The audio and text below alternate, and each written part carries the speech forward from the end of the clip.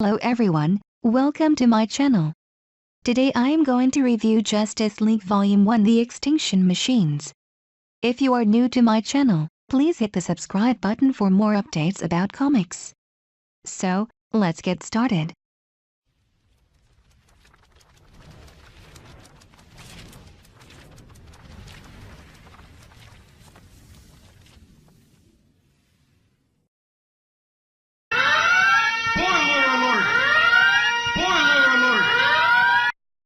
Bryan Hitch brings the Justice League into rebirth with Justice League Volume 1 The Extinction Machines.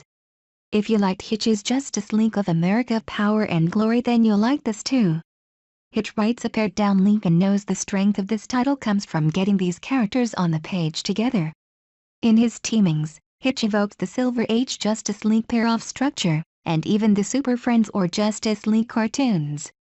Tony Daniel graduates well enough to the big leagues following Jason Fabok on this title. There are some marked similarities between this book and Power and Glory, and what's worked for Hitch twice now might not necessarily work a third time, but there's no major red flags here. So far it seems Hitch is on the right track. Review contains spoilers. In storytelling, and especially serial storytelling, I don't think a writer wants prolonged periods of the audience being smarter than the characters.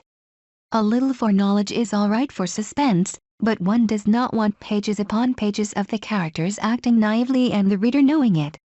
Unfortunately, that's Hitch's problem in Extinction Machines, where the Justice League endeavors to stop the ancient kindred from completing their song, mainly it seems just because the League doesn't understand the implications of it.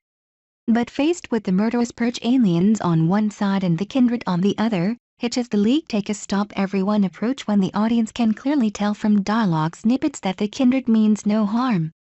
That leads to the League acting dumbly for most of the book's conclusion, especially Wonder Woman, whom Hitch writes as much more brash and violent than Greg Rucka's contemporaneous rebirth portrayal and wielding the bolt of Zeus, something Hitch established in Power and Glory and brought forward inexplicably here. As I stated, I like the structure of Hitch's League stories, which tend to pair a couple Leaguers and leave a couple Leaguers solo on various missions and then bring them all back together in the end. But seeing that structure one after another in Hitch's Justice League of America Power and Glory followed immediately by the same in Extinction Machines begins to grate slightly, if only because we tend to be used to something more fluid in modern comics. As well, in this book the same as in Power and Glory, Hitch has the League facing two unknown and opposing factions, one of which turns out to be potentially benevolent and both of which seem to hint at some future cataclysm. We're not quite to the point of repetition yet, but one would hope Justice League Volume 2 Outbreak breaks the mold. There's plenty that's engaging about Extinction Machines, however, not the least the story of the League assessing their new reality in Lost Superman. I appreciated that it does not wrap the story up diddily but rather at the end of the first book, the pre-Flashpoint Superman still isn't a member of this team. Rebirth is perhaps about the DC heroes getting along, but I do recall a time post-crisis where neither Superman nor Batman considered themselves team players, and there's something nostalgic about the distrust the League displays here, undercut with grudging respect. The slow pace with which it takes this also gives a chance for the other Leaguers not to be overshadowed by Superman, with strong roles for Green Lantern's Jessica Cruz and Simon Baz, The Flash, and Cyborg, among others. And again, it seems to recognize the core thrill of the Justice League concept, which is seeing DC Comics' most recognizable characters on the page together. Extinction Machines is bookended by panels that show the 8 Justice Leaguers together, demonstrating Hitch's understanding of what makes for an effective Justice League story crescendo.